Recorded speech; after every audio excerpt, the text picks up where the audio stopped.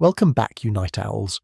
Tonight we're taking a journey back in time, not to the sun-drenched fields of summer, but to the cold, unforgiving heart of a medieval winter. Imagine yourself as a king or queen, tucked inside a stone fortress, a massive pile of rocks that seems to hold the cold inside just as much as it keeps it out. You're shivering, even under layers of fur and velvet, because the very air in the great hall bites with a sharpness you can feel in your bones. The tapestries on the walls, woven with heroic deeds and verdant landscapes, offer little comfort. Their bright threads seem to mock the bleak grey world outside, a world where the moat is a solid sheet of ice, and the trees stand like skeletal guardians against a pewter sky. A plume of smoke from the nearest chimney is the only sign of life for miles, a defiant whisper against the crushing silence of the snow. You probably wouldn't survive this for more than a few weeks. Modern central heating, triple glazed windows and synthetic fabrics have made us soft. You'd be fighting off frostbite in your own bedroom, your breath a fragile cloud in the frigid air as you huddle closer to the embers of the fireplace.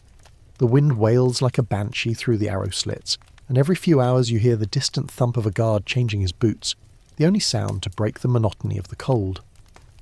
The question that hangs in the air, heavier than the chill, is this: what did you eat?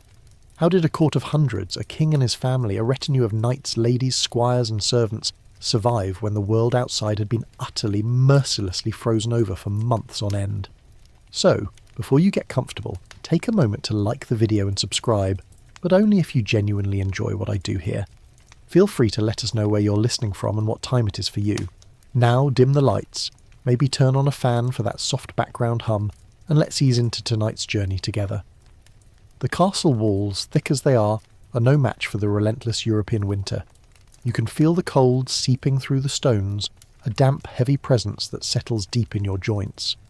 This isn't the romanticised winter of snowmen and hot cocoa. This is a state of siege, an annual battle against the elements, a battle for survival. The first order of business for any royal household was not comfort or luxury, but simple, brutal provisioning. The autumn harvest was the lifeline, the moment of truth that determined if the kingdom would thrive or simply make it to spring. The castle granaries were overflowing with grain, the salt houses piled high with salted meats and fish, and the cellars lined with barrels of ale and wine. You walk past the storehouses, a deep, musty scent of preservation hanging in the air. The smell of smoked bacon and cured ham is everywhere, a tangible promise of sustenance. This extensive practice of salting and smoking was a mainstream historical fact, an absolute necessity for survival. Without these methods, the entire court would starve before the first thaw. It wasn't a matter of taste, it was a matter of life or death. The sheer scale of it boggles the mind. Imagine a warehouse-sized room packed floor to ceiling with preserved foods, each item meticulously prepared and stored. But let's be honest, you're not just a king surviving, you're a king feasting. Even in the depths of winter, the royal table was a show of power, a defiant display of wealth and abundance in a time of scarcity. The cold was a commoner's problem, a peasant's fate. For you, it was merely an inconvenience, a stage upon which to prove your divine right to rule. A very interesting, quirky detail often missed is that some castles had specific rooms dedicated to winter storage, for perishable goods that needed a cool but not freezing environment. They would often be built into the north-facing walls, with small vents that could be opened or closed, acting as a rudimentary form of refrigeration. These were not just root cellars. They were temperature-controlled larders, a tiny, almost modern-looking innovation in a world of stone and timber. It was in these cool rooms that they would keep things like butter, cheese, and even some types of fruit that were not meant for long-term salting or smoking, but simply needed to last a few extra weeks into the season. It's a small detail, but it speaks volumes about the level of planning and technology, however simple, that went into maintaining the royal household. Yet, even with all this planning and preservation, there was always a nagging question. The food was monotonous. Salted meat, bread, dried fish, repeat. Day after day, the same flavours, the same textures. So, how did they keep things from getting utterly boring? Historians still argue whether the royal court's dependence on preserved food led to a higher incidence of certain nutritional deficiencies even for the wealthy, and if they were aware of this problem. Was the constant search for fresh produce simply a quest for flavour, or was it a desperate, often unconscious attempt to ward off scurvy and other ailments? There is a certain kind of historical debate that can never be fully resolved because we lack the data, but it's a fascinating one to ponder as you sit at your chilly, drafty table. Were you just a powerful human, or were you a powerful human on the verge of getting sick from a lack of vitamin C? Your days are a slow, plodding rhythm dictated by the sun, or lack thereof. You wake in the cold, a servant bringing you a basin of icy water to wash your face. The warmth of the fireplace is the only thing you truly look forward to, and while you, the king, might be in a state of relative comfort, you are profoundly aware of the ecosystem of your castle. The sheer logistics of keeping a small city fed and functioning in a deep freeze is a colossal undertaking. Every morning you can hear the muffled sounds of the kitchens coming to life, the clatter of pots and pans, the shouts of the scullery maids. This is the engine of the castle, a place that never, ever sleeps. The kitchen staff is up before dawn, stoking the fires that have been banked overnight, preparing for the day's immense task. It's a world of soot and smoke, of calloused hands and weary bodies, all working to serve you, the master of this frozen kingdom.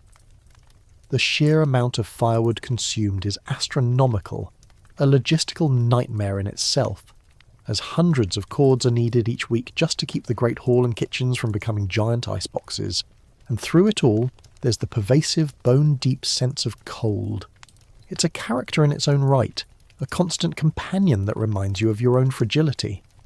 You might be a monarch, but you're also a prisoner of the season. Your world has shrunk to the confines of your castle walls. The frozen landscape outside is a silent, unmoving world, a vast white canvas upon which nothing moves.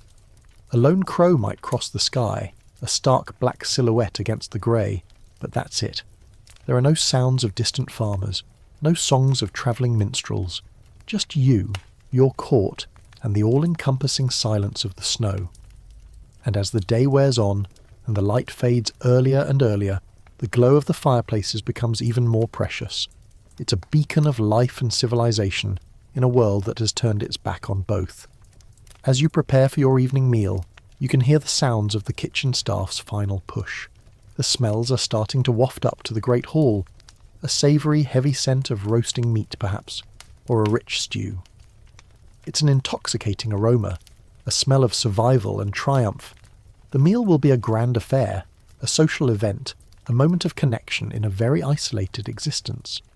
But for now you wait, the cold seeping deeper into your robes, your mind wandering to the mysteries of what's to come, and how the people below have managed to conjure up a semblance of luxury in the face of such overwhelming natural adversity. The thought gives you a strange comfort. It's a reminder that you're not alone in this struggle, that a vast and complex machinery of human ingenuity is working tirelessly on your behalf, a silent and unheralded army fighting the cold one meal at a time. It's a strange world, a kingdom of frost, where your greatest enemy isn't a rival monarch, but the simple, unfeeling power of a deep winter. You make your way down a winding stone staircase, the air growing warmer and thicker with every step, until you are standing at the threshold of the castle's beating heart, the kitchens. The clatter and roar of this place are a stark contrast to the quiet dignity of the great hall. This isn't a kitchen in the modern sense, with sleek countertops and orderly appliances. It's a series of massive rooms, each with a specific, singular purpose. The air is so dense with the smell of wood smoke, roasting meat, and 100 other scents that it feels almost solid. Soot coats everything, a fine grey powder on the massive stone walls and the faces of the people who work here. This is a factory of sustenance, a controlled inferno against the cold. The first thing that hits you is the heat. The massive open hearths are the size of small rooms themselves, with fires that have been burning for what feels like centuries. They are the suns of this subterranean world, radiating a fierce warmth that makes your face feel flushed even from a distance. You see spits turning, moved by a series of gears and chains, an endless rotation of meat that hisses and drips fat into the coals below. These spit turners, often young boys or the lowest-ranking servants, have a miserable, relentless job, forever basting and rotating, their faces streaked with grime and sweat. A very interesting, quirky tidbit you might not expect is that some larger castles actually employed a specific kitchen servant called a spit boy or turnspit, a job so physically demanding and hot that it was seen as one of the least desirable in the whole castle. They sometimes even had special crude wooden shoes to protect their feet from the intense heat of the stone floor. It was a job that required a deep, almost instinctual understanding of timing, the difference between a perfectly cooked roast and a charred ruin measured in mere minutes.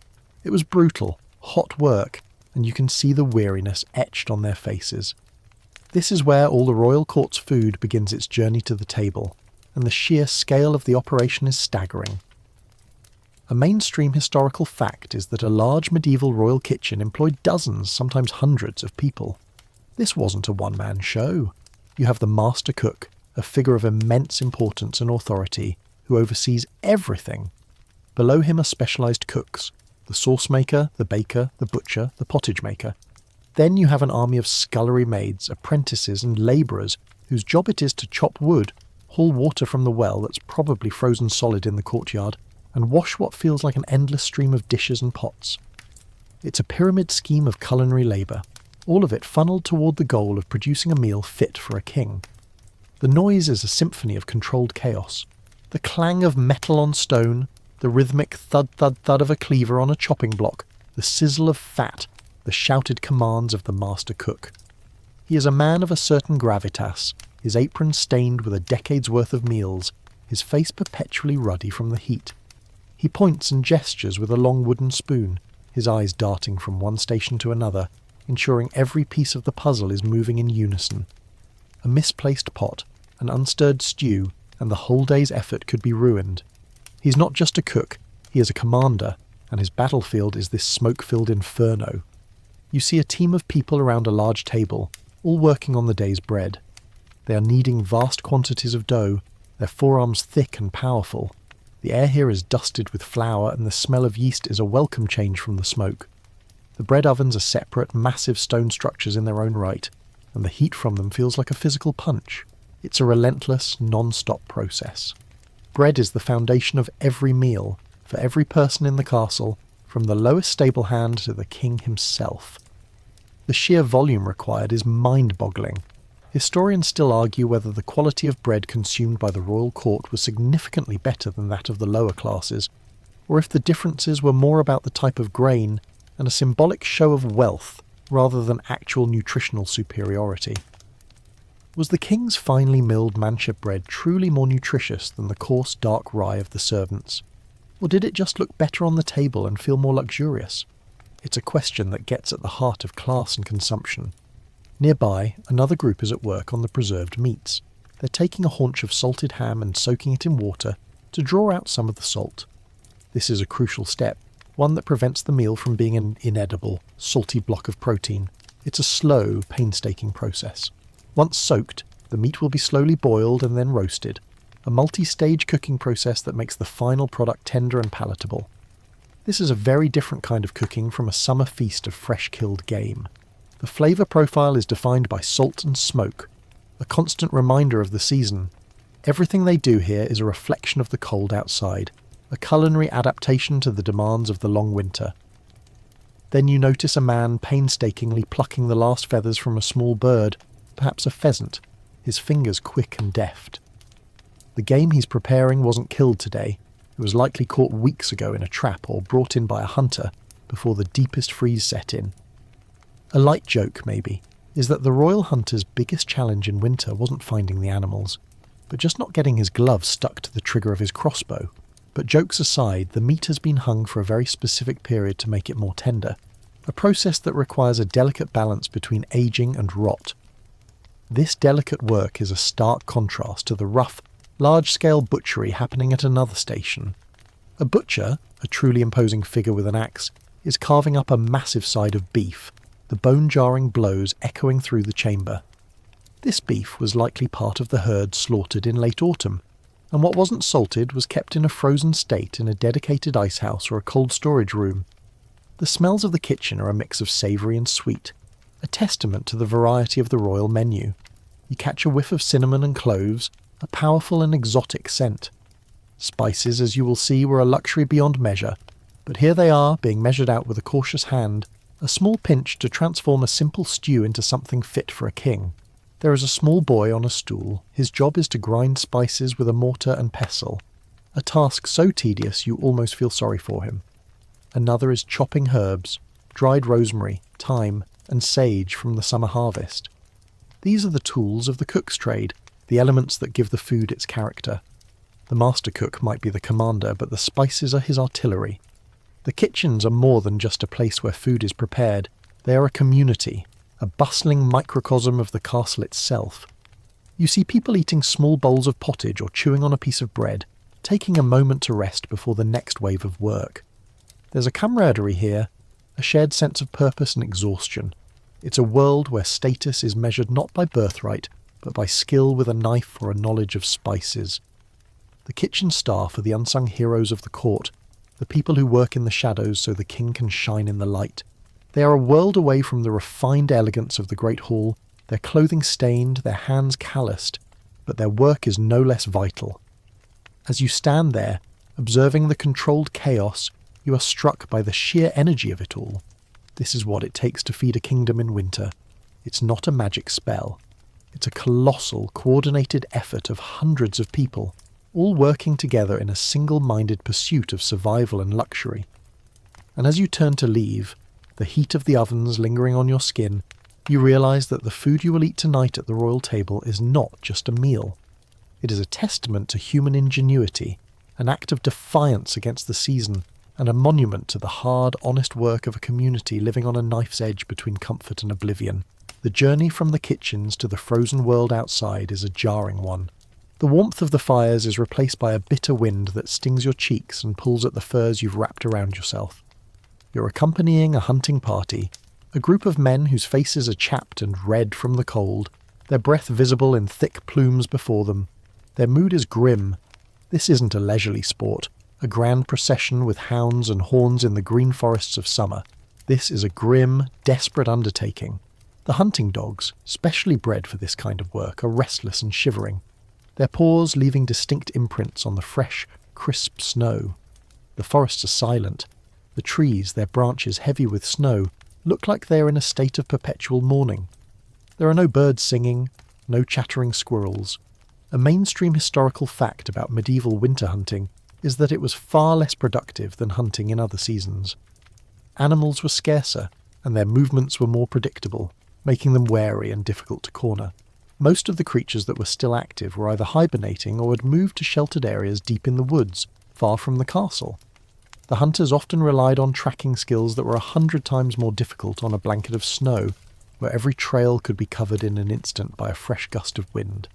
It was a painstaking, often fruitless effort, and the success of the hunt was never guaranteed.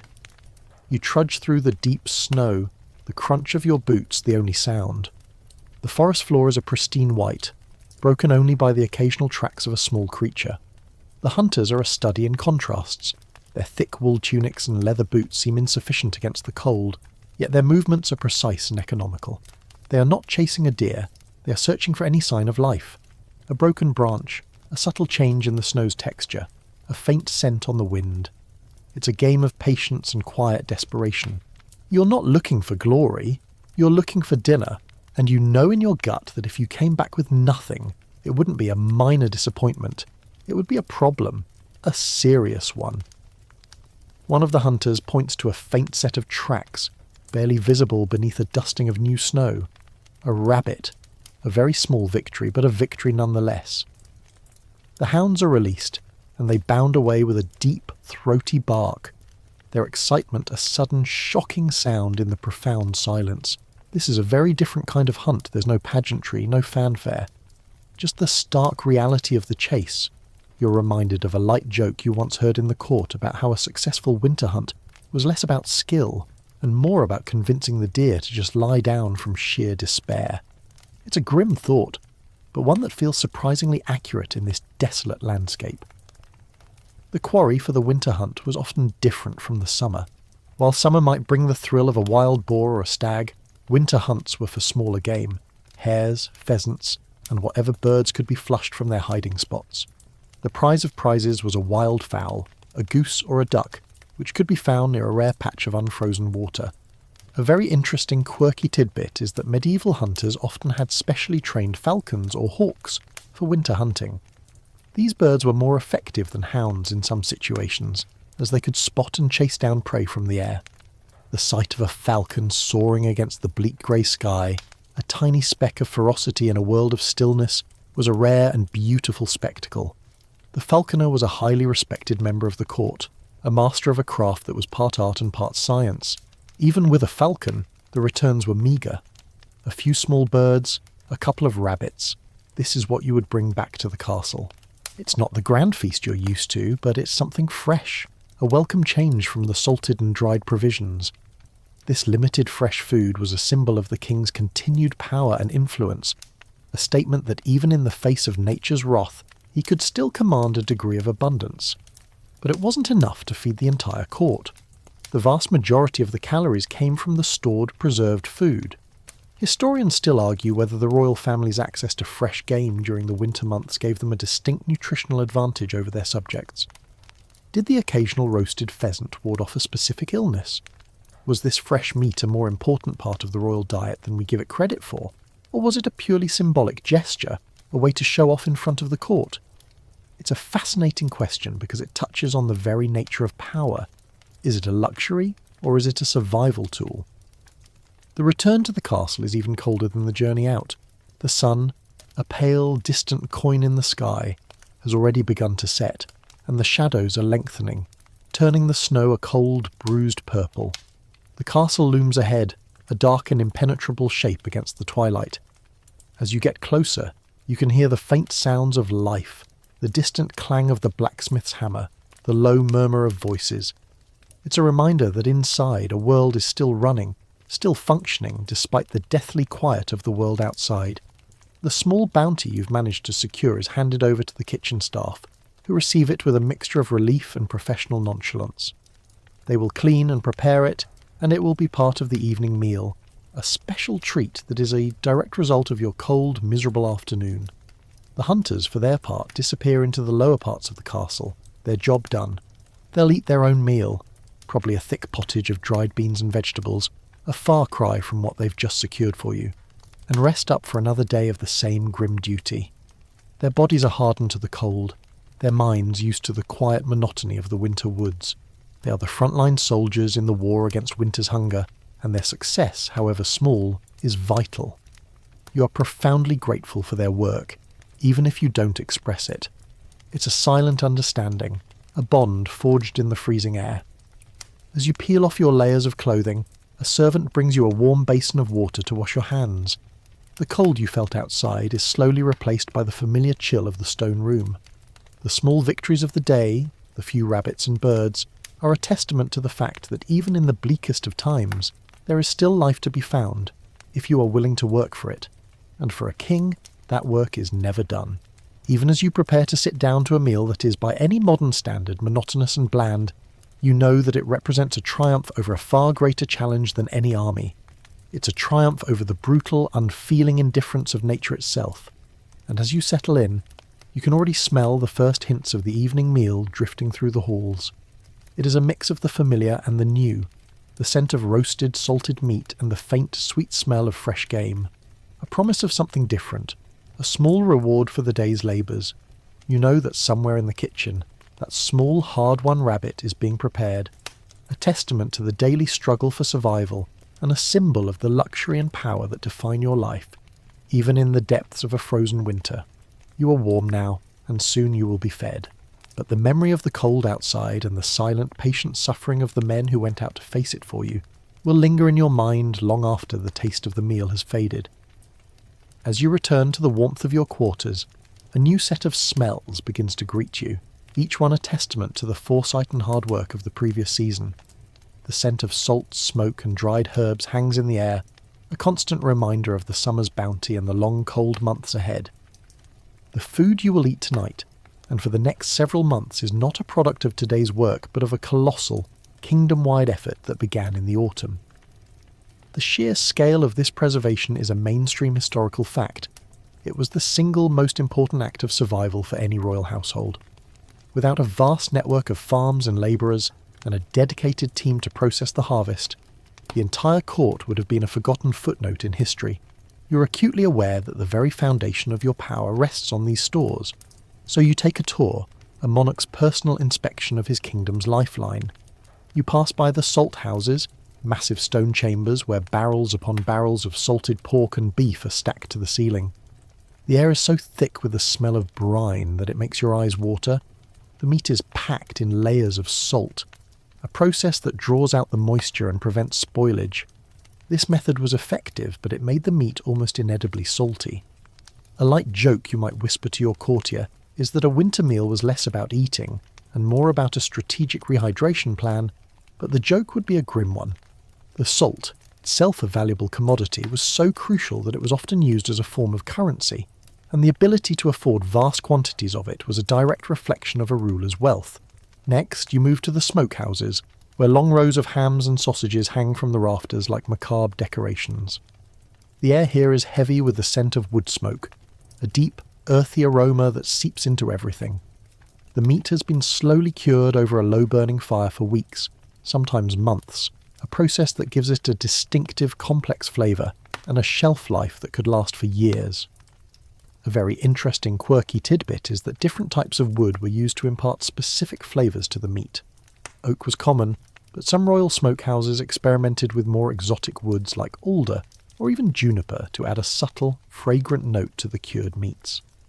The master smoker was an artisan, his knowledge of wood, fire and meat a closely guarded secret passed down from father to son. But meat wasn't the only thing being preserved.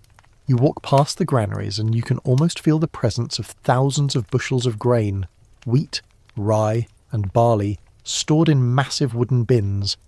The air is dry and dusty, a smell of old earth and dry corn. This is the foundation of all bread, all pottage, all the basic sustenance for everyone in the castle. The grain had to be kept meticulously dry, as a single leak or a rat infestation could spell disaster for the entire winter's supply. A group of servants are perpetually raking through the piles of grain, turning it over to prevent moisture build-up. It's a mindless, repetitive task, but one of paramount importance. You're looking at the lifeblood of your kingdom, the literal staff of life. Then there are the root cellars, dug deep into the earth, where the cool, constant temperature keeps vegetables from freezing and rotting. The smell here is of damp earth and fresh vegetables. Carrots, turnips, parsnips and onions are all stored in barrels of sand to keep them from shrivelling. These were the only sources of vitamins and fresh flavours for months on end. A precious luxury that was carefully rationed. A quirky, albeit a bit gross tidbit is that some people would store apples by burying them in a pit with hay, but would also use a layer of clay to seal the pit and protect the fruit from pests and freezing. This would give the apples a strange, earthy taste, but it was a small price to pay for a piece of fresh fruit in the dead of winter. It's a testament to the lengths they would go to for a bit of variety. Finally, you reach the barrels of fish. Cod, herring, and other types of seafood were preserved by salting or drying. They would be brought in from coastal towns, and the smell is an overwhelming blast of salt in the sea. The sheer amount of preserved fish is a testament to the fact that even in a landlocked castle, the king's reach extended to the very edges of his kingdom. It was a crucial source of protein, especially during religious fasts when meat was forbidden. A very light joke, but you can't help but think how much the whole castle must have smelled like one giant bag of jerky and dried fish. It was not a pleasant smell, but it was a smell of survival, and you were grateful for it. The question that lingers as you walk through these storehouses is about variety. Historians still argue whether the extreme reliance on preserved food in the winter led to a greater prevalence of gastrointestinal issues and other health problems among the nobility.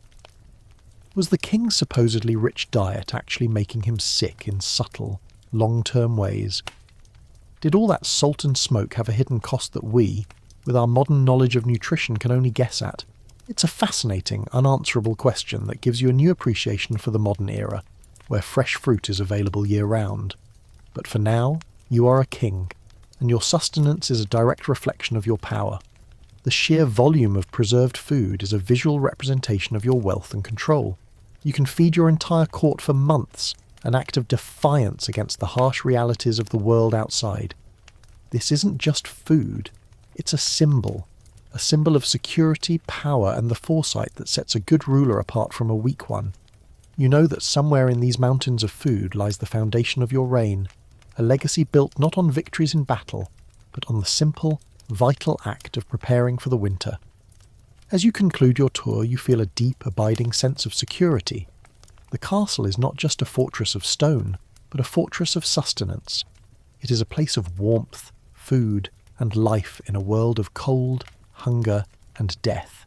And as you make your way back to the Great Hall, the smells of the preservation houses lingering on your clothes, you know that the meal that awaits you is more than just dinner. It is a tribute to the past, a celebration of the present, and a promise for the future. The first meal of the day is a quiet, almost sombre affair. You're not yet in the Great Hall, but in a smaller, more intimate dining chamber adjacent to your private quarters. The sun, a weak and distant thing, struggles to pierce the gloom of the winter morning. Its pale light casts long, cold shadows across the stone floor. You sit alone, or perhaps with a very small, trusted inner circle, and a few servants move silently about, their footsteps muffled by the heavy wool carpet. This is not a time for pageantry or public display. It is a time for simple sustenance, a practical start to a long, cold day. The meal is a direct contrast to the elaborate feasts that will come later. It is simple, a breakfast designed for utility rather than spectacle. A mainstream historical fact is that the medieval morning meal, for the nobility and for everyone else, was often a very plain and uncomplicated affair. The breakfast would typically consist of a trencher of bread, a thick slice of coarse day-old bread used as a plate. On top of this, you might have a piece of preserved meat, perhaps a slice of salted pork or a bit of dried ham. This would be accompanied by a modest wedge of cheese, and perhaps a small bowl of thick pottage, a porridge made of grains and vegetables that had been simmering since the previous night. It was a caloric, heavy meal, designed to fuel a body for a day of work or governance in the cold. It was, in essence, a worker's breakfast, even for a king. The beverages at breakfast were also simple. You wouldn't be drinking water, which was often considered unsafe and could be frozen anyway. Instead, you would be served a small beer or ale, a weak alcoholic beverage that was the common drink for all ages and classes. This was a safer option, as the brewing process killed most of the harmful bacteria. A very interesting, quirky tidbit is that the alcohol content of this small beer was so low that it was often used as a form of hydration throughout the day, even by children. It was considered a staple, as vital as bread itself. This seems strange to our modern sensibilities, but for them, it was a fundamental part of a safe diet. As you eat, you notice the lack of fresh fruit or vegetables. The last of the summer's apples and pears have long since been eaten. The only vegetable you see is the occasional pale turnip in your pottage, its flavour muted and earthy from weeks in the root cellar. This is a reminder of the scarcity of winter and the heavy reliance on preserved and dried goods. The meal is not about taste so much as it is about function. It's a pragmatic approach to a harsh reality. A very light joke you might make to yourself is that the greatest luxury of the morning was not a spiced pastry, but simply being able to tell one type of salted meat from another. The scholarly debate surrounding the medieval diet continues to this day. Historians still argue whether the lack of fresh foods in the winter diet, even for the wealthy, contributed to long-term health issues like poor dental health or kidney stones. Was a king, with all his power and wealth, fundamentally just as vulnerable to the ailments of a monotonous high-salt diet as the lowliest peasant? This is a profound question, because it suggests that the power of a king was a shield against the harsh world, but not against the simple biological needs of the human body. Your wealth could get you a better cut of meat, but it couldn't get you a fresh orange. As you finish your meal, the servants clear away the wooden trencher. The leftover bread will not be thrown out. It will be given to the poor or to the dogs in the kennels, another part of the castle's relentless cycle of resource management. Nothing is wasted. You rise from the table, your stomach full, but the cold of the room still clings to you. The heat of the kitchen seems a distant memory. The breakfast has done its job. It has given you the energy you need to face the day's duties, meetings with your advisors, reviewing reports from your lords, dealing with the 101 small crises that arise in a kingdom, even in the middle of a deep freeze. The simplicity of the meal also serves a social purpose. It is a quiet moment before the public performance of the day begins. You are the king, But in this room, you're also just a man, eating his morning meal in a cold room, preparing for the challenges ahead. This is a rare moment of introspection and solitude, a luxury in a life that is otherwise lived in public. The silent, almost reverent service of the few attendants is a testament to this private time. They know not to speak unless spoken to, not to intrude on your thoughts. As you step out of the chamber and head towards the great hall, the sounds of the castle begin to swell around you. The guards are changing shifts, the sound of their heavy boots on stone echoing in the hallways. Servants are beginning to prepare for the much larger midday meal. The world is waking up, and with it, the duties and responsibilities of your position. The simple breakfast is a memory, but its effects are with you, a quiet source of energy that will sustain you through the public performance of your kingship. You've had your moment of privacy, your moment of simple sustenance, and now you must re-enter the world of power and politics. The food you ate was not just fuel, it was a ritual, a silent acknowledgement of the reality of your world. After the quiet, almost monastic solitude of your morning meal, the midday feast, or dinner as it was sometimes called, is a public spectacle. The Great Hall is a different world entirely. The air, though still holding a trace of the winter chill, is now vibrant with sound and activity. Sunlight, what little of it there is, streams through the high windows, illuminating dust motes dancing in the air and the rich colours of the tapestries. The long tables are set, not with simple trenchers, but with pewter plates and finely wrought silver goblets. Servants scurry about, their faces flushed with the effort of carrying the massive platters from the kitchens. This is a time for the entire court to gather, to see and be seen. You make your way to the head table, a raised dais that gives you a view of everyone in the hall. The murmur of conversation ceases as you take your seat, and a hushed silence descends, a sign of respect and perhaps of hunger. This midday meal is the most important social event of the day. It's a chance to display your power and generosity, to reward loyalty with a good meal, and to remind everyone in your court of their place in the hierarchy. A mainstream historical fact is that the food served at the main table, where you sit, was significantly better in quality and quantity than the food served at the lower tables. The choicest cuts of meat, the finest loaves of bread, and the most flavourful dishes were all reserved for the nobility. This was not just about dietary needs, it was a clear visual of the social structure. The meal begins with the solemn procession of the food. It is carried in on massive platters, each one held aloft by a servant and presented with a flourish. The first course is often a pottage, but this is a far cry from the simple, unadorned bowl you had for breakfast. This pottage is rich with pieces of preserved meat, thickened with almonds and spices, a luxurious and savoury beginning.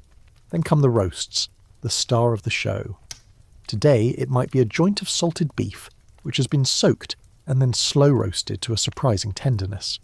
It's not the fall-off-the-bone tenderness of a modern pot roast, of course, but for a medieval palate accustomed to toughness, it's a triumph. A very interesting, quirky tidbit you might notice is the way the food is served. It's often in the round, with everyone eating from the same platter. The concept of individual portions was rare. People would use a knife to cut off a piece of meat and then use their fingers to eat. Forks were still a novelty, used only by the most fashionable of the elite, and considered by many to be an effeminate and unnecessary affectation.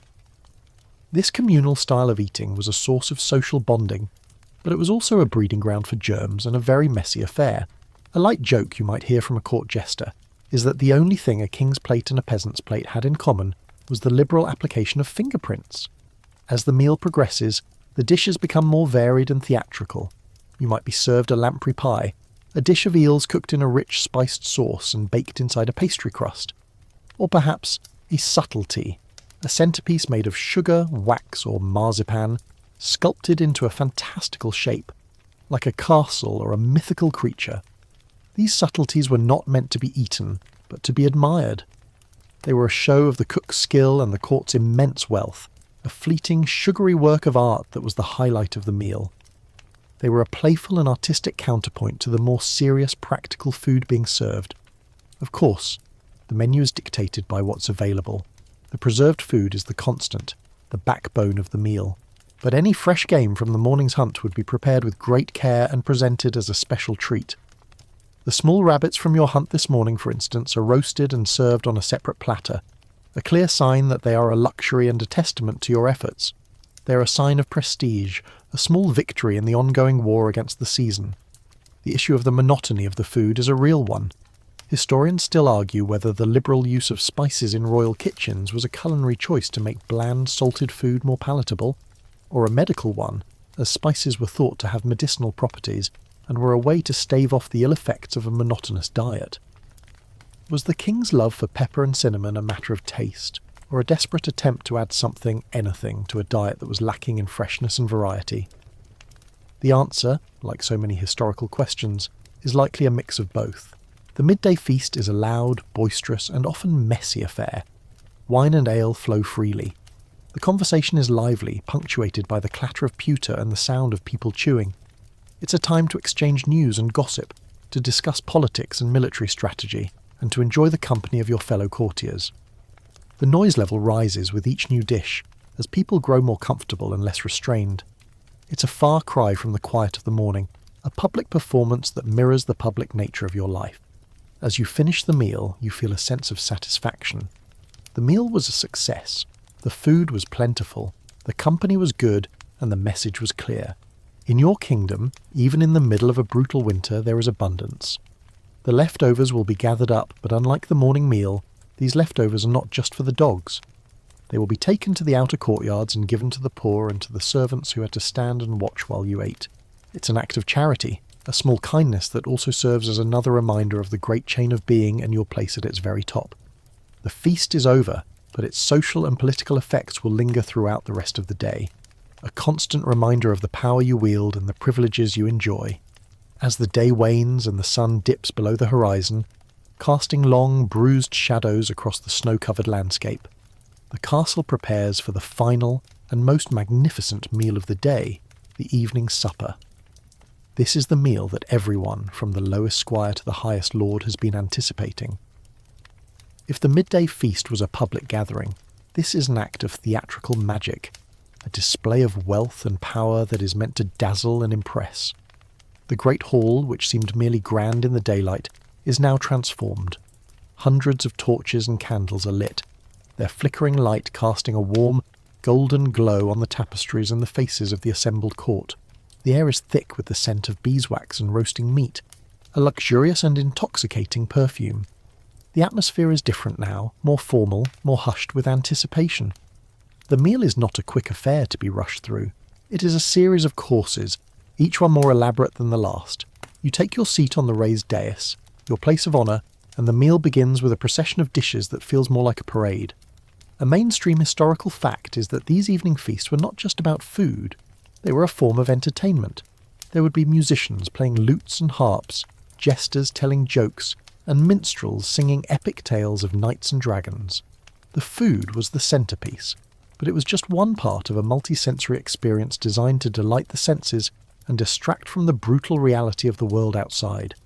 The first course might be a thick, rich broth made from the bones of a salted ham, a savoury and warming start to the meal.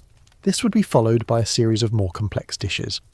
A very interesting, quirky tidbit you might notice is the use of entremets, small theatrical dishes served between courses.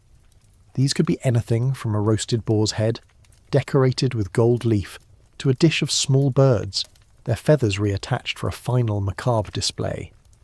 These were not meant to be a full dish, but a palate cleanser and a visual spectacle. They were a playful and often bizarre part of the meal, a little theatrical interlude before the main event. A light joke you might hear from the court jester is that the only thing more difficult than finding fresh meat in the winter was trying to eat a bird that looked like it was trying to fly away from your plate. The main courses arrive on massive, beautifully carved platters. A haunch of venison, a rare prize from the last days of autumn hunting, slow-cooked and spiced. Or perhaps a grand pie, its crust decorated with intricate patterns, filled with a mixture of preserved game and vegetables from the root cellar. This is where the skill of the master cook shines. He has taken the same monotonous, preserved ingredients and transformed them into something new and exciting. The food is not just sustenance, it is a work of art, a testament to human ingenuity. The constant use of spices is on full display here. A generous dusting of cinnamon on a pie, a heavy hand with pepper on a roasted meat. The dishes are complex, with a rich interplay of sweet and savoury. Historians still argue whether the extreme use of spices in medieval cuisine was primarily to mask the taste of rancid or less than fresh food, or if it was a genuine expression of a wealthy palate. Was the king's love for exotic flavours a matter of taste, or a clever way to hide the fact that the food was a little bit on the nose? The debate is a fascinating one, and as you taste a piece of heavily spiced meat, you can't help but wonder if you're tasting a luxury or a cover-up. Drinks flow freely throughout the meal. The small beer from breakfast is replaced by a richer, more potent ale and, for the nobility, wine. The wine would often be imported from warmer climates and was a sign of immense wealth. It would be spiced with cinnamon, cloves and ginger to give it a unique and warming flavour. This spiced wine, or hippocras, was a highly prized drink, a luxurious treat that was a perfect accompaniment to the rich food. The table conversation at supper is different from the midday meal. It's more relaxed, more intimate. This is a time for people to let their guard down, to enjoy the warmth and the company. You might discuss the day's events, or you might listen to a minstrel sing a ballad of an old hero. The noise level is a comfortable hum, a chorus of satisfaction and contentment. The sound of silverware on pewter, the clinking of goblets, the murmur of voices, it all combines to create a soundscape of luxury and comfort, a world away from the silent, unforgiving cold outside. As the meal winds down, the desserts arrive. A final, grand display of the cook's art. A sweet custard, a fruit tart made with dried or preserved fruits, or perhaps another spectacular subtlety. The sugar to make these was a rare and precious commodity, a testament to the court's wealth, a sweet end to a savoury meal, a final, delicious note in a symphony of flavours. This is the meal that everyone remembers, the high point of the day, a moment of joy and abundance in a world that is defined by scarcity and hardship. As the plates are cleared and the last dregs of wine are consumed, you feel a deep sense of satisfaction. The supper was more than just a meal. It was a ritual, a performance, and a statement. It was a defiant act of civilization against the savagery of winter. You rose from the table, your stomach full, your senses sated, and a deep, abiding gratitude for the hundreds of people who worked tirelessly to make this feast possible.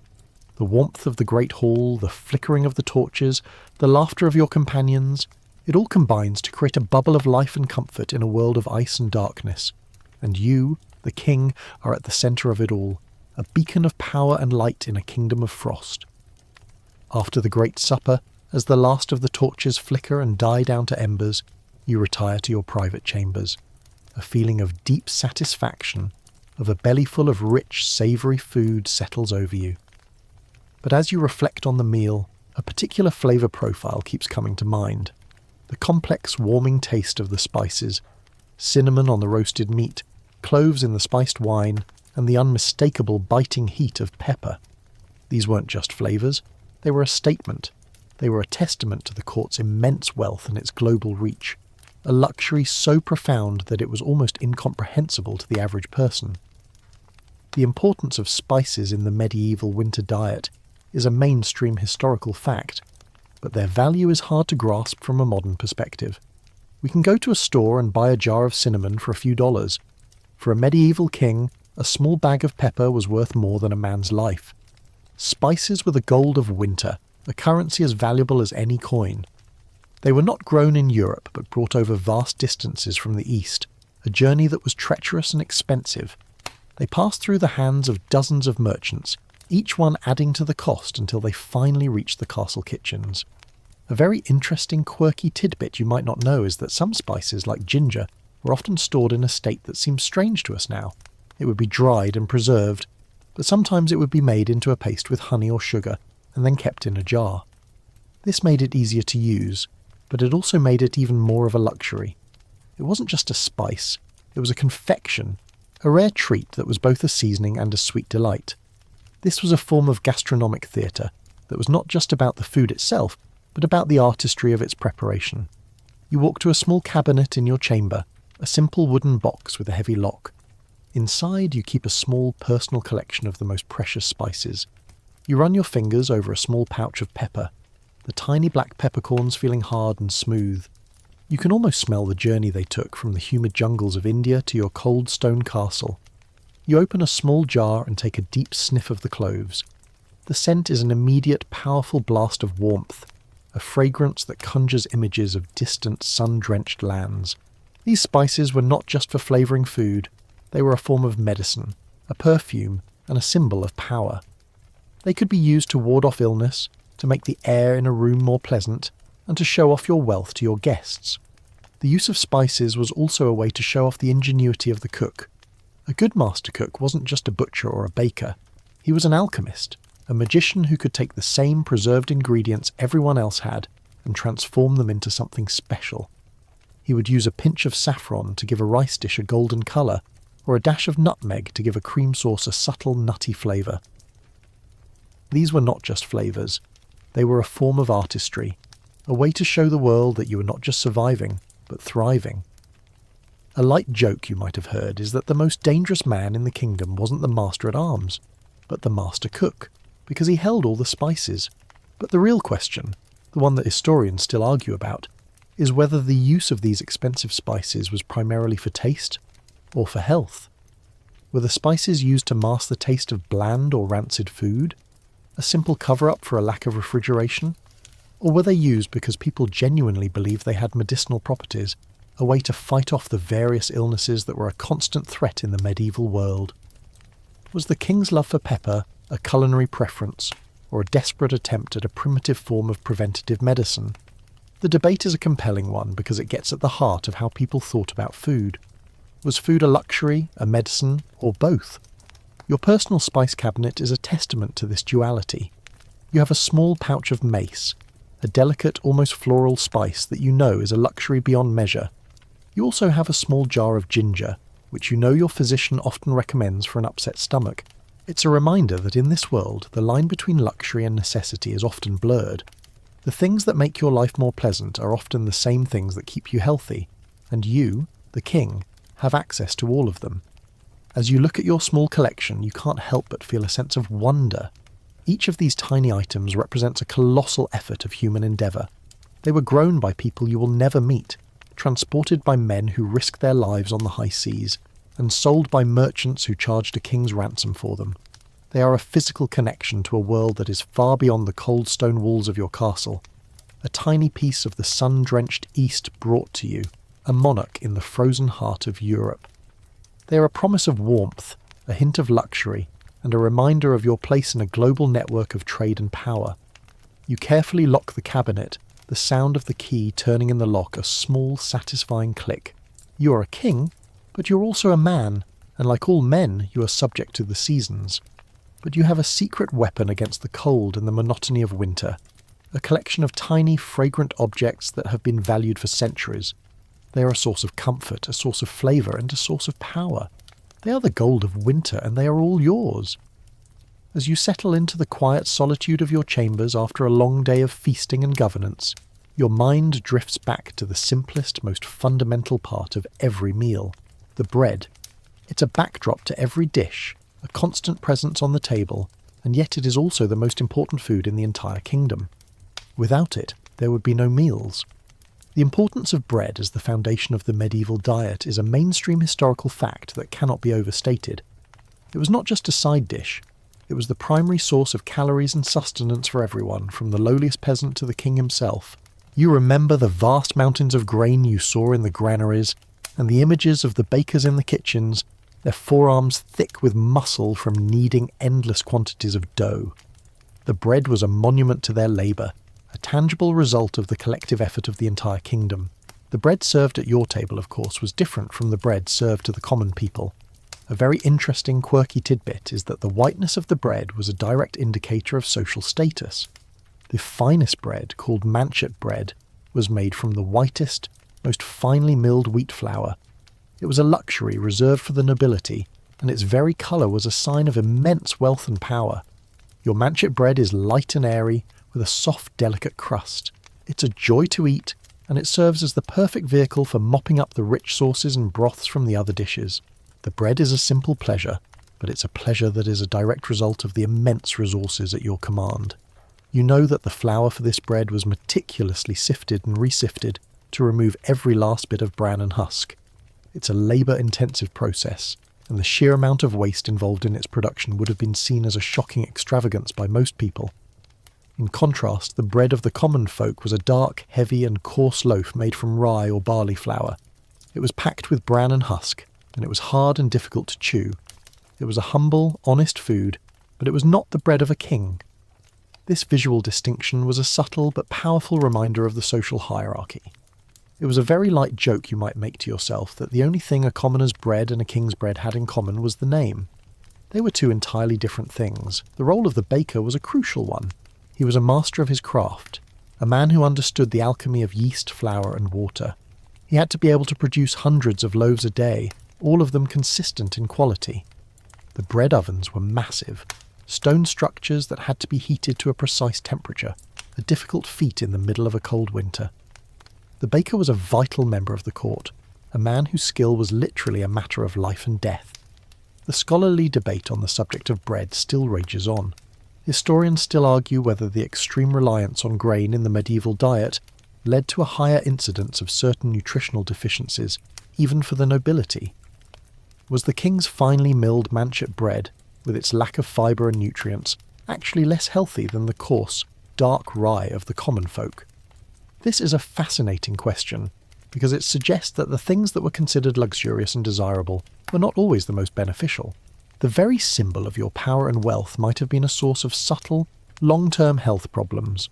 You think of the simple act of breaking bread, a gesture so common that it's almost instinctual. It's a moment of connection, of shared humanity.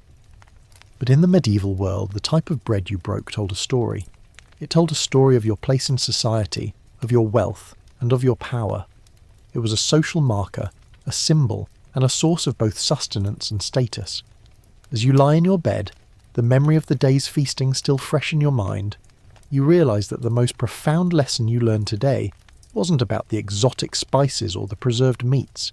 It was about the humble loaf of bread, the foundation of all life in your cold stone kingdom. It was a symbol of both the simple, brutal reality of survival and the complex, nuanced reality of power. The winter is a time of stark, unyielding browns and whites, a landscape devoid of the vibrant greens of summer. This is a reality for most of the kingdom, but you, the king, are not most people. Your desire for fresh, vibrant flavours in the midst of the cold is a powerful one, and it has spurred a very unique and very difficult form of cultivation. As you walk through the castle, a light, earthy smell catches your attention. It's not the scent of the dry, dusty granaries or the salty air of the preservation houses. It's the smell of life, of green, growing things.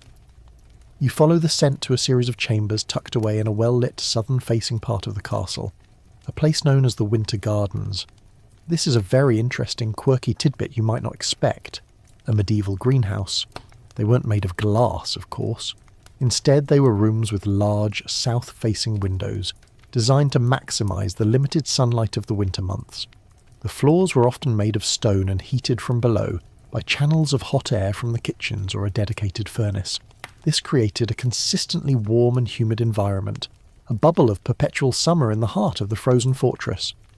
A mainstream historical fact is that these winter gardens, while rare, were a clear sign of immense wealth and power. They were an extravagant luxury, and the produce they yielded was a testament to the court's ability to defy the natural order of the seasons. The first thing you see when you enter is a vibrant splash of colour. Potted plants, a brilliant green against the grey stone, are arranged on shelves and on the floor. There are small boxes of herbs, parsley, rosemary, thyme and mint, all growing with a surprising vigour. The scent is intoxicating, a clean, fresh aroma that is a welcome change from the heavy smells of the preserved foods. The herbs are a crucial part of the royal kitchen, a way to add a fresh, bright flavour to a dish that might otherwise be monotonous. A pinch of fresh parsley on a salted ham, a sprig of rosemary in a pot of stew, these small touches make a world of difference. But the garden is not just for herbs. You see small, struggling vegetable plants, tiny lettuces perhaps, or a few radishes.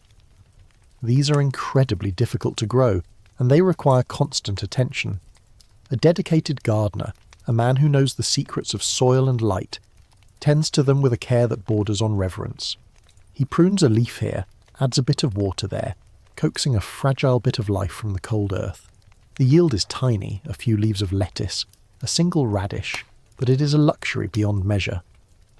A light joke you might make to a servant is that a single radish from the winter garden is worth more than a whole field of turnips in the summer. The scholarly debate on the health benefits of these winter gardens still rages. Historians still argue whether the small amount of fresh herbs and vegetables from these gardens was enough to have a significant impact on the health of the royal family. Was this fresh produce a key factor in warding off scurvy and other illnesses? Or was it purely a status symbol, a show of wealth that had a negligible impact on the overall health of the court? It's a fascinating question, because it suggests that the things we value for luxury and status might also have had a hidden, practical purpose. These winter gardens were not just about food, they were also a source of beauty and a place of refuge. The king could come here, away from the noise and the cold, and be surrounded by the quiet beauty of growing things. It was a place of peace and contemplation, a place to be reminded of the promise of spring. The sight of a green leaf, a small, fragile piece of life in the midst of a frozen world, was a powerful symbol of hope. The very existence of these gardens was an act of defiance. It was a statement that you, the king, were so powerful, so wealthy, that you could command nature itself to bend to your will. You could have a taste of spring in the middle of a brutal winter. You could have a fresh salad in the middle of a world of salted meats and dried grains. This was not just a matter of taste, it was a matter of power. As you leave the winter gardens, the air feels colder. The stone of the castle feels greyer. You're returning to the reality of the season, a world of frost and hunger. But you take a moment to look back, to see the warm, glowing light of the garden, a small pocket of life in a world of death. You know that tonight you will have a few leaves of fresh parsley on your plate, a few sprigs of thyme in your stew. These are small things, but they are a reminder that even in the darkest and coldest of times, there is still hope, and there is still life. And you, the king, have the power to command both. As the day's feasting concludes and the great hall quiets down, your thoughts turn to the final course of the evening, the sweet treats. In a world defined by the salty, smoky flavours of preserved food, these sugary delights were a rare and exquisite indulgence. They were a world away from the simple, practical fare of the morning and midday meals. These were not just desserts, they were works of art, a final, flamboyant display of the court's immense wealth, and a celebration of the rare commodities that made them possible. The most valuable ingredient in any medieval sweet was, without a doubt, sugar. A mainstream historical fact is that sugar was not a common sweetener in medieval Europe. It was an incredibly expensive import, a luxury item that was often used more as a spice or a medicine than a food ingredient. It came from distant lands, often from Arab traders in the Middle East, and its journey was long and perilous. To have sugar at your table was a sign of immense power, a statement that you could command the resources of a global network of trade. Honey was the far more common sweetener, but it lacked the crystalline purity and exotic allure of sugar. The desserts themselves were often intricate and complex. One very interesting, quirky tidbit is the use of subtleties in the dessert course. We saw them earlier as a theatrical interlude, but they were also a major part of the final course. These were not always sculptures made of sugar or marzipan. Sometimes they were edible creations that were meant to both delight and deceive the eye. A sweet pie, for instance, might be baked with a crust shaped like a castle, or a custard might be coloured with saffron and shaped into a beautiful pattern. These were playful, artistic dishes that showed off the skill of the master cook. You recall a particular subtlety from a recent feast. A marzipan sculpture of a lion, its mane intricately carved and its eyes made of 2 tiny cloves. It was a masterpiece, a fleeting piece of edible art that was consumed with a mix of awe and pleasure. A light joke you might have heard is that the only thing more valuable than a king's crown was a court supply of sugar, because you could use the sugar to make a crown out of marzipan, but you couldn't use the crown to make a marzipan sculpture. Another common dessert was fruit tart. But in a world where fresh fruit was almost non-existent, these tarts were made from dried fruits, like raisins or figs, or from fruits that had been preserved in honey or sugar syrup in the autumn. The tart would be spiced with cinnamon, ginger or cloves, a rich and fragrant taste that was a welcome change from the savoury flavours of the main meal. The combination of the sweet fruit and the exotic spices was a taste of pure luxury, a moment of unadulterated pleasure. The scholarly debate on the health effects of these sweet treats is still ongoing. Historians still argue whether the high sugar content of the royal desserts, a result of the use of sugar as a status symbol, contributed to a higher incidence of dental problems and other health issues among the nobility. Was the king's sweet tooth a hidden source of disease? This is a fascinating question because it suggests that the things we desire the most, the things that are a sign of our wealth and power, can also be a source of our greatest vulnerabilities. It's a reminder that even in the most lavish of lives there is a hidden cost. The act of eating these desserts was a ritual in itself. They were often served with a spiced wine, a final, delicious note to the symphony of the feast. The sweet taste lingered on the palate, a final, lingering impression of the night's luxury. These were not just foods, they were a form of psychological comfort, a way to end the day on a high note. They were a reminder that even in the bleakest of times there was still beauty and pleasure to be found. As you reflect on the sweet treats of the evening, you realise that they were more than just a final course. They were a symbol of the king's power over the world. You could command the resources of distant lands, bring in exotic ingredients, and have them transformed into a work of art. The ability to have sugar, to have cinnamon, to have a marzipan sculpture of a lion, was a testament to your power and influence. It was a statement that you were not just surviving the winter, you were conquering it, one delicious mouthful at a time. The sweet treats were the final victory in the war against the cold, a sugary promise of a warmer, more abundant future. The grand supper has come to an end, and as you retire to the warmth of your private quarters, a deep sense of satisfaction settles in. The feast was a triumph, a defiant act of luxury against the relentless cold. But as you reflect on the meal, you realise it wasn't just the food that fueled the evening's festivities. It was the constant flow of beverages, the drinks that lubricated conversation and warmed the body against the pervasive chill.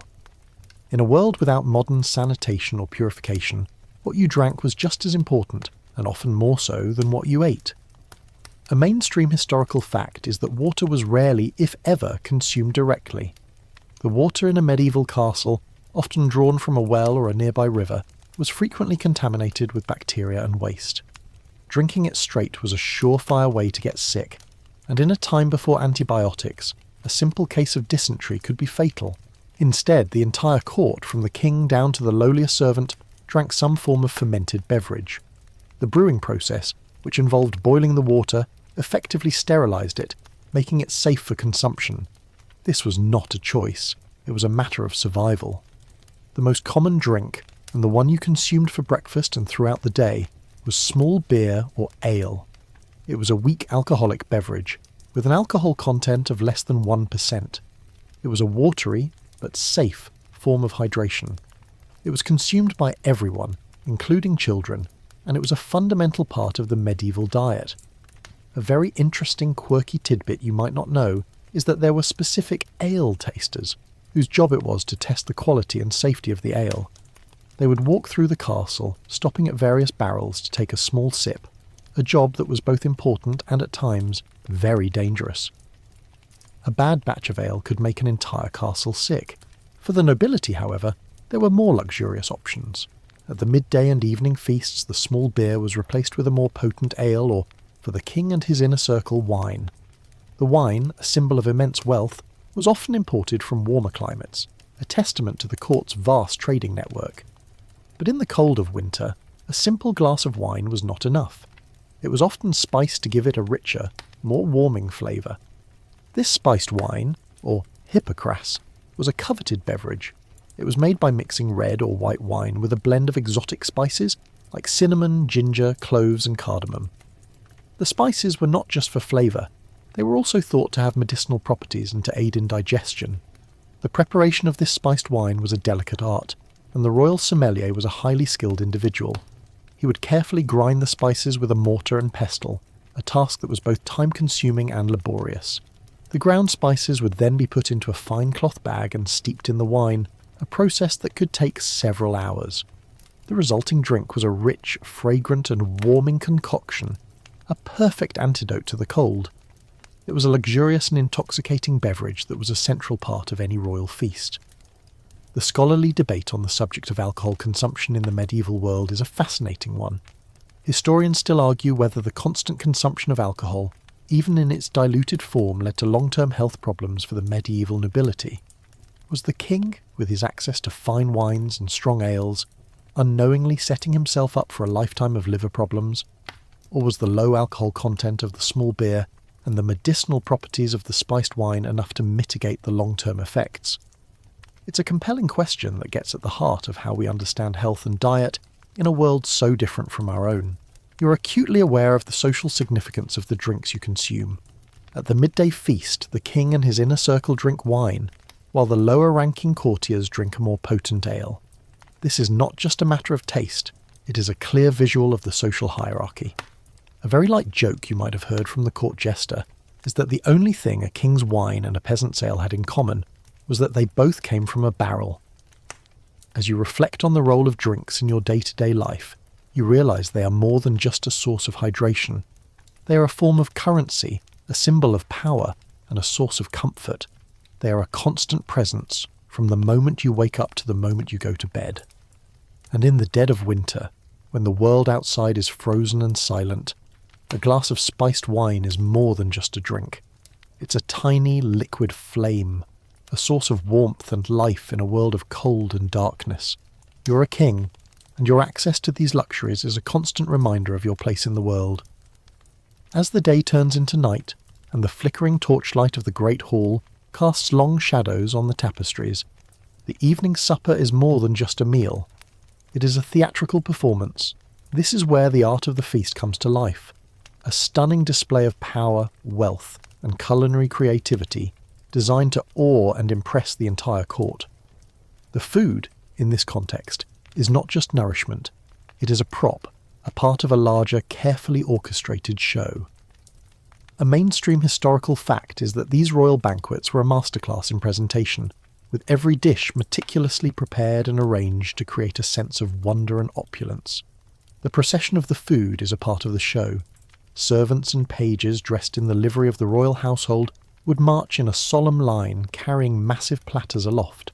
A trumpeter might announce their arrival, or a minstrel might play a lively tune. The dishes themselves were often the centrepiece of the drama. A roasted boar's head might be brought in on a platter, its mouth stuffed with an apple, and its tusks gilded with gold leaf. A roasted peacock might have its feathers reattached to create a stunning, colourful display. This was not just a meal, it was a form of edible theatre. A very interesting, quirky tidbit is that some of these elaborate food displays were known as subtleties, and they could be incredibly intricate. A team of cooks would work for hours to create a sugar or marzipan sculpture of a castle, a ship, or a mythical creature. These were often not meant to be eaten, but simply to be admired. They were a testament to the cook's skill and the court's immense wealth, a fleeting work of art that was the talk of the court for days. You can see the artistry in every detail. The salt cellar, a magnificent silver vessel, is placed at the head of the table, a clear symbol of your status and power. The wine is poured into beautiful polished silver goblets. Even the bread, the humble manche loaf, is presented on a finely woven linen cloth. This is a far cry from the utilitarian meals of the morning. This is a meal that is meant to be seen as much as it is meant to be eaten. A very light joke you might whisper to your neighbour is that the only thing more difficult than preparing the food was trying to eat it without messing up the artistic arrangement.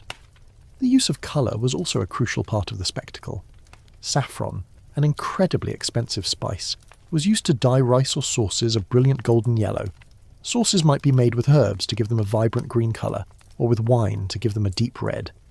This visual appeal was a way to make the preserved and monotonous food seem more appealing and more luxurious.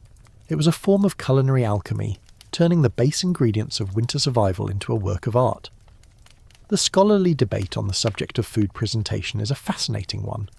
Historians still argue whether the elaborate and theatrical presentation of food in the medieval court was a purely aesthetic choice, or if it was a psychological one, designed to make the diners feel as if they were eating something more luxurious and more delicious than they actually were. Was the king's love for a gilded boar's head a matter of taste, or a clever way to distract from the fact that he was eating the same salted meat he had been eating all winter? It's a compelling question that gets at the heart of how we understand the relationship between food, power, and perception. The entire event is a social and political ritual. It is a time for you, the king, to be seen by your court, and for your court to be seen by you. It is a time for people to exchange gossip, to make alliances, and to impress one another. The feast is a microcosm of the court itself, a complex and intricate web of relationships and power dynamics. The way people eat, the way they talk, the way they interact, it is all a part of the performance. You feel a sense of pride as you look at the hall, filled with the noise and the light and the beauty of the feast. This is your kingdom, and this is your court. You have defied the cold, you have conquered the monotony of winter, and you have transformed a simple meal into a work of art. The food is more than just sustenance. It is a symbol of your power and your reign. It is a promise of warmth and life in a world of ice and darkness. And you are at the centre of it all, the grand master of the feast. As the last dish is cleared and the final goblet of wine is drained, you know that the memory of this feast will linger. It will be the talk of the court for days to come, a topic of conversation that will remind everyone of your immense wealth and power. It is a performance that has served its purpose, a fleeting but powerful moment of art and luxury that has transformed a simple meal into a royal triumph. After the great supper has concluded and the last of the torches have been extinguished, a deep, satisfied exhaustion settles over you. You're in your private chambers now, the fire in the hearth a small, flickering beacon of warmth. You can still taste the spiced wine on your tongue and the lingering flavour of the roasted meat. But as you reflect on the meal, your mind shifts to a different dimension of food, one that has nothing to do with taste or spectacle. In the medieval world, food was not just nourishment, it was a form of medicine, a tool for healing and a powerful marker of social status. This is a mainstream historical fact that governed every aspect of the royal diet. The medieval approach to medicine was rooted in the theory of the four humours: blood, phlegm, black bile, and yellow bile. Illness was thought to be caused by an imbalance of these humours, and the cure was to restore that balance. Food was the primary tool for this. Every food item was categorised as either hot, cold, wet, or dry, and a physician would prescribe a specific diet to correct a patient's humoral imbalance. This was not a fringe belief, it was the foundation of all medical knowledge. A very interesting, quirky tidbit you might not know is that a food's humoral properties were often counterintuitive. A spicy pepper, for instance, was considered a hot food, but a cooling cucumber was considered cold. A physician would prescribe a diet of hot foods to a person who was suffering from a cold illness, and vice versa. You remember your own physician, a learned man with a grave face and a serious demeanour. He often prescribes a diet of spiced roasted meat in the winter, which he believes is a hot food that counteracts the cold of the season. He also recommends a diet rich in dry foods, like bread and roasted grain, which he says will balance the wet humours that are thought to be prevalent in the winter. Your health is not just a personal matter, it is a matter of state, and your diet is a part of your medical treatment. This is a far cry from our modern understanding of diet and health, where a food's nutritional content is far more important than its humoral properties. The use of food as medicine was also a matter of status. The king, of course, had access to the best physicians and the most exotic ingredients. He could have a diet that was perfectly tailored to his specific humoral needs, a luxury that was far beyond the reach of the common person. The herbs and vegetables from the winter gardens, for instance, were a crucial part of this. A physician might prescribe a diet rich in fresh herbs to a patient who was suffering from a wet illness, but a common person would have no access to these herbs. This was a clear example of how wealth could be used to buy better health, a reality that was a defining feature of the medieval world. The scholarly debate on the subject of medieval medicine is still ongoing. Historians still argue whether the humoral theory of medicine and the diet that accompanied it had any real effect on the health of the people who followed it. Was the king's diet of spiced meat and exotic herbs actually making him healthier, or was it just a placebo? It's a compelling question, because it suggests that the things that people believe to be true were not always grounded in a reality that we, with our modern knowledge, can understand. It's a reminder that a belief system, however flawed, can have a powerful effect on people's lives. A light joke you might have heard from the court jester is that the only thing more difficult than figuring out what was wrong with the king was figuring out what food would fix it. It was a joke that spoke to the absurdity of the humoral system, but it was also a joke that everyone understood. It was a world where a person's health was tied to their diet in a way that seems almost magical to us now. Food's role as a status symbol was not just about the type of food, but also about the way it was presented and consumed. The king's table was a clear visual of the social hierarchy. The choicest cuts of meat, the finest bread, the most exotic spices, it was all reserved for you. The lower tables, in contrast, would receive the lesser cuts of meat and the coarse, dark bread. This was not a subtle distinction. It was a clear and unambiguous statement of power. The food you ate was a symbol of your place in the great chain of being, a constant reminder of your divine right to rule. As you reflect on the role of food in your life, you realize it is more complex than you ever imagined. It is a source of nourishment, a form of entertainment, a tool for healing, and a symbol of power. It is a constant presence, from the moment you wake up to the moment you go to bed. And in the dead of winter, when the world outside is cold and silent, the food you eat is a tiny, flickering flame of life, a constant reminder of your place in the world. As the last remnants of the great feast are cleared away and the final echoes of the music fade, you are reminded of a person whose role is both integral and often overlooked, the royal taster. This is a person whose job it is to literally taste death and decide if it is safe to serve to you, the king. In a time of constant political intrigue and the ever-present threat of betrayal, the taster's job was a matter of life and death, both for himself and for you. The importance of the taster is a mainstream historical fact, a necessary precaution in an era when assassination by poison was a very real and present danger. The royal taster was a person of immense trust, a position of great honour that came with a terrible and terrifying responsibility. He was a member of the inner court, someone who was not just a servant but a confidant. He was with you at every meal, from the simplest breakfast to the grandest feast. He would be present in the kitchens as the food was being prepared, and he would be the first person to touch a new dish. He would take a small, delicate portion of every plate, and he would taste it.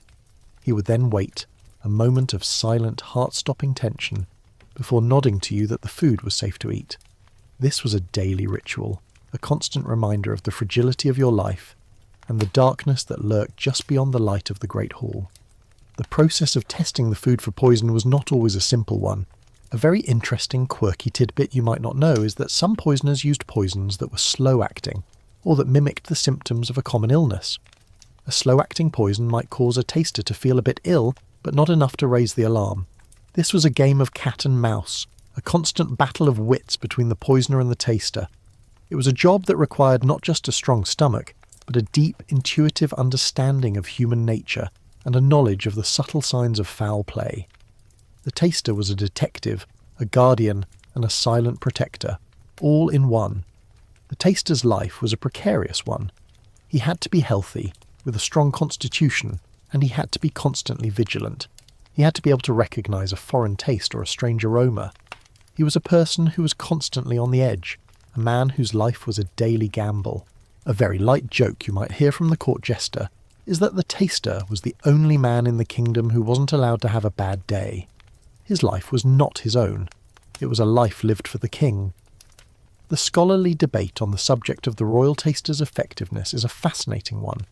Historians still argue whether the presence of a taster was a genuine deterrent to assassination, or if it was more of a psychological one, a way to make the king feel more secure. Was the taster a real protector, or was he just a symbol, a human shield that gave the king a false sense of security? It's a compelling question because it gets at the heart of how we understand power and vulnerability in the medieval world. Was a king's power a shield against his enemies, or was it a constant nagging reminder of his own mortality? The taster's role was also a reflection of the king's power. The ability to have a person whose sole job was to protect you from poison was a sign of immense wealth and influence. It was a luxury that was far beyond the reach of the common person, a clear and unambiguous statement of your status. The taster was a physical manifestation of your power, a constant reminder of your importance and your vulnerability. As you look at your taster, a silent, watchful figure standing at the side of your table, you feel a complex mix of emotions. You're grateful for his service, you're impressed by his courage, and you're humbled by the fact that your life is in his hands. He's a person who lives in the shadows, a man whose name is rarely spoken, but whose presence is felt in every meal. He's a silent guardian, a man whose job is to taste death so that you can live. You raise your goblet of spiced wine, and you offer a silent toast to the man who is your shadow, your protector, and your silent friend. He is a part of the castle's lifeblood, a part of the daily ritual of survival and power. And in the depths of winter, when the world outside is cold and silent, you are reminded that you are not alone. You are surrounded by a community of people, from the master cook to the royal taster, who work tirelessly to keep you safe and to keep your kingdom alive. And for that, you are eternally grateful. The great feast has ended, the grand platters are cleared, and the last of the wine has been drained. The hall, once a boisterous scene of light and life, is now quiet and empty. But the story of the royal meal is far from over. In the medieval world, nothing was wasted, and the food that remained after a royal banquet had a life of its own, a journey that reflected the strict hierarchy of the castle and the kingdom. The leftovers of a king were not discarded. They were a valuable commodity, a source of sustenance for the lower classes, and a final, lingering act of charity and power. The process of gathering the leftovers was a meticulous one. Servants, often the lowest ranking in the castle, would go from table to table, scraping the remaining food from the plates and trenchers into large buckets. This was not a quick or easy job. It was a messy, labour-intensive task that was done in the dark and in the silence of the empty Great Hall. A mainstream historical fact is that this scullery work was a very low-status job, but it was absolutely essential to the running of the castle. The sheer amount of leftovers from a royal feast was staggering, a testament to the immense quantity of food that was consumed. The leftovers were not all treated equally. The food from the high table, the choicest cuts of meat and the finest bread, were often set aside for a special purpose. This food, known as alms, was a form of charity that was given to the poor. The act of giving alms was a religious duty for the king, a way to show his piety and his benevolence.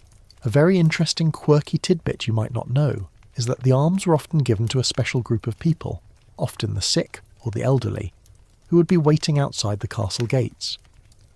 The sight of a procession of servants carrying buckets of food from the Great Hall to the poor was a regular occurrence, a powerful visual reminder of the king's generosity. The other, less desirable leftovers were for a different purpose.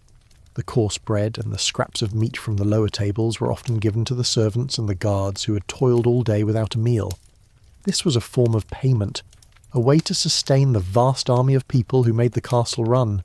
It was a reminder that in this world food was a form of currency, a way to repay a debt and to ensure loyalty. A very light joke you might have heard from the court jester is that a king's leftovers were better than a commoner's feast. It was a joke that was, of course, a bit too close to the truth for comfort. The journey of the leftovers was a complex one, a flow of food from the highest point of the court to the lowest. It was a constant cycle of consumption and redistribution, a system that was designed to maximise every last calorie.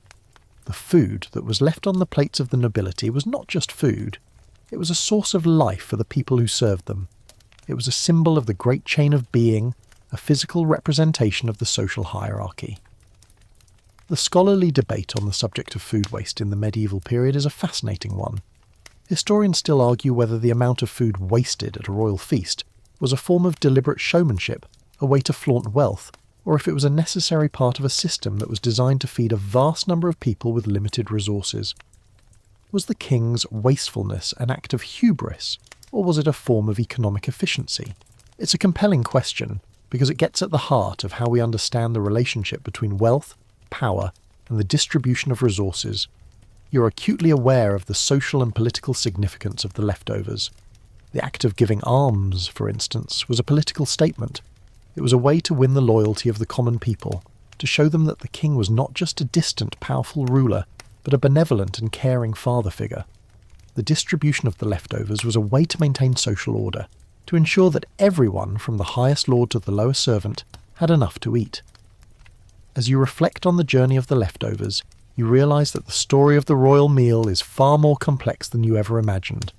It is not just a story of food, but a story of power, of charity, and of survival. It is a story that begins in the granaries and the smokehouses, and it ends with the scraps on a plate. It is a story that is a constant reminder of the fragility of life, and the power of food to bring people together, to feed the hungry, and to sustain a kingdom. As the quiet of the night deepens, and the last embers in the great hall's hearth fade to a soft orange glow, Your thoughts turn to the culinary secrets held within the castle walls. The food you eat is not just the result of a daily grind of preparation, it is the culmination of a closely guarded body of knowledge, passed down through generations of master cooks. The king's secret recipes were a form of intellectual property, a source of immense power and prestige for the royal household. They were not just instructions for a meal.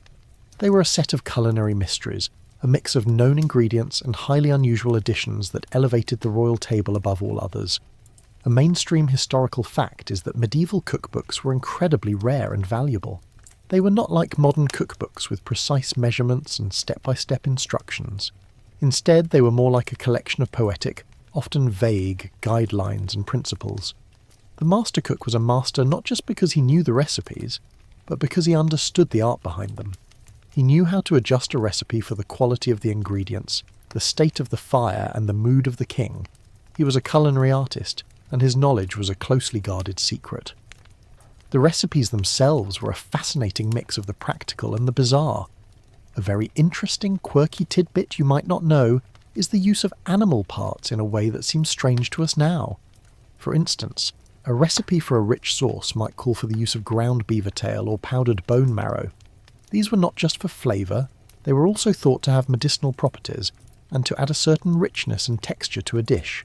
It was a world where every part of an animal was used, and where the line between food and medicine was often blurred. A light joke you might have heard from the court jester is that the king's food was so good because it contained all the parts of the animal that the other cooks were too scared to use. Another quirky element of the recipes was the use of incredibly expensive and rare ingredients. You might have a recipe for a stew that called for powdered unicorn horn, a mythical ingredient that was in reality probably narwhal tusk, but which was thought to have magical properties. This was not just a culinary choice, it was a political one. The ability to afford and use such a rare and exotic ingredient was a powerful statement of wealth and power. It was a way to show the world that you, the king, had access to things that no one else did. The recipes were also a way to transform the mundane into the magical. A simple, salted piece of beef could be transformed into a work of art with the addition of a few key ingredients. A recipe for a roast venison might call for the meat to be marinated in wine and spices for days, and then roasted over a slow fire. The sauce, made from the drippings and a blend of spices and herbs, would be a complex and flavourful concoction that would be the envy of every other cook in the kingdom. This was the master cook's art, his ability to take the same ingredients everyone else had and to make them taste like magic. The scholarly debate on the subject of the king's recipes is a fascinating one. Historians still argue whether the use of these unusual and exotic ingredients was a matter of genuine belief in their magical or medicinal properties, or if it was simply a matter of a king with more money than he knew what to do with. Was the king's love for powdered narwhal tusk a result of his physician's recommendation, or was it a form of conspicuous consumption, a way to show off his wealth? It's a compelling question because it gets at the heart of how we understand the relationship between belief, wealth, and culinary practice in the medieval world. The secret recipes were a part of the king's legacy. They were a part of his history, a body of knowledge that was passed down from one generation of master cooks to the next. The master cook was more than just a servant. He was a keeper of secrets, a guardian of the king's culinary heritage. He was a person who was trusted with the king's health and with his honour. As you lie in your bed, the fire in the hearth a small flickering beacon of warmth, you feel a deep sense of respect for the master cook. He is a person who works in the shadows, a man whose name is rarely spoken, but whose art is a constant presence in your life. He is a part of the vast, intricate machinery of the castle, and his work is a testament to the fact that even in the darkest and coldest of times, there is still beauty, and there is still art. The king's secret recipes are a part of that art, a hidden source of power, and a final, lingering taste of a life of luxury and a reign of power. The night has finally fallen silent. The great hall is now a cavernous, dark space, the faint glow from the dying hearth the only light. The castle, once a bustling hive of activity, is now a sleeping fortress, its inhabitants lost in dreams of summer and warmth. But you, the king, are not yet ready for sleep. The day has been a long one, filled with feasts and ceremonies and the weighty business of running a kingdom, and before you finally surrender to the night, there is one last meal to be had, a final, quiet, and deeply personal meal. This is the midnight snack, a final, intimate moment of sustenance that is a world away from the grand public spectacle of the day. This final meal is not a feast. It is a quiet affair, served by a single, trusted servant who moves with the quiet efficiency of a shadow. The meal is a simple one, a stark contrast to the opulence of the supper. It might be a small bowl of pottage, a thick, warm porridge made from grains and vegetables that has been simmering slowly all day, or perhaps a piece of manchet bread with a wedge of cheese and a glass of spiced wine. This is the king's final private meal, a moment of simple comfort and sustenance.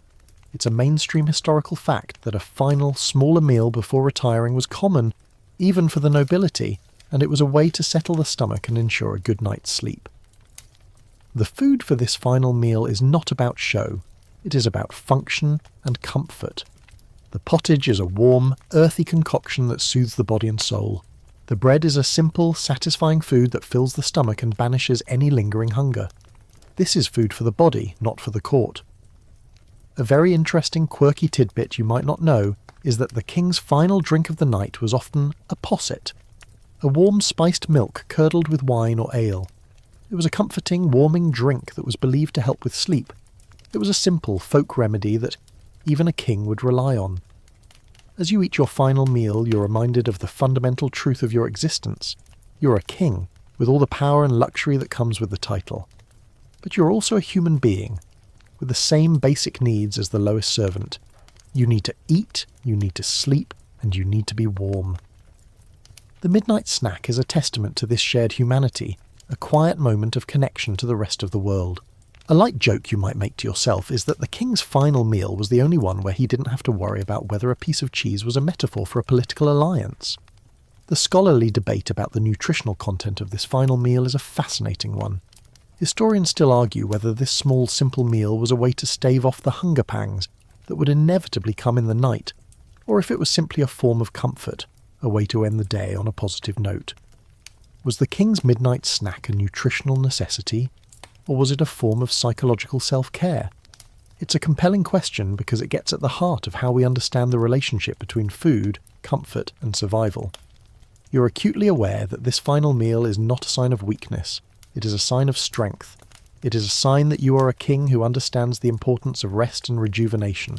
You have fed your court, you have entertained your guests, and you have attended to the business of the kingdom.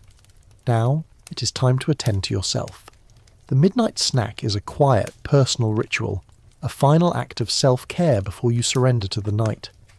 As you finish the last spoonful of pottage, you feel a deep sense of peace. The castle is silent. The world outside is frozen and still.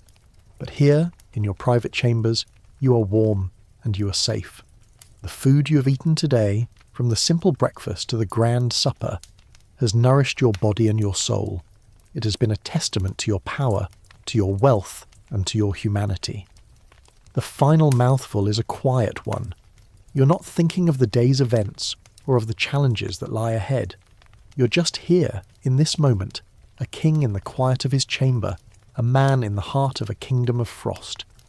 The food has done its job. It has sustained you, it has comforted you, and it has prepared you for the sleep that is to come. The final act of the day is a simple one. The servant takes the bowl, bows his head, and leaves you to your thoughts. You are now alone, in the quiet of the night, a king who has eaten his fill, a man who is finally ready for rest. The story of the day's meals has come to a close. The sounds of the castle are fading into a soft hum now. The fire in the hearth has settled into a gentle, rhythmic crackle, a lullaby of warmth and comfort. The stone walls, once so cold and unforgiving, seem to hold the heat of the day, a final, lingering warmth that promises a gentle night. Your body, full and sated from the day's journey of feasting, begins to relax, a deep, heavy feeling of contentment settling over you. The smells of the day, the salt and the smoke and the spices, are now just a memory, a faint whisper in the air. The cold outside is a distant thing, a world away. You're safe now, in your fortress of stone, surrounded by the quiet hum of a sleeping kingdom. There is nothing left to do now but to close your eyes, to let the weight of the day lift from your shoulders, and to dream of a world that is a bit warmer, a bit softer and a bit kinder than the one you left behind. Sleep well, my friend.